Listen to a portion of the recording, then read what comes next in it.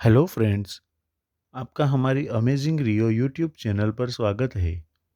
चलो आपको मिलाते हैं हमारे रियो से। यह अभी करीबन 15 दिन का है।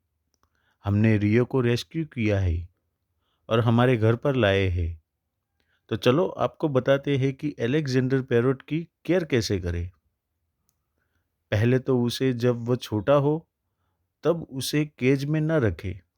उसे गत्ते के बॉक्स में रखें और उसमें थोड़ा बहुत न्यूज़पेपर की कटिंग को भी रखें ताकि उसे ठंड ना लगे और उसकी पोटी और पेशाब को सोख लेता है। और हाँ, हमेशा ध्यान रखें कि कभी भी कोई भी पक्षी या पशु को जब वो छोटा होता है तब बच्चों की तरह ही ट्रीट करें और उसका पूरा ध्यान रखें।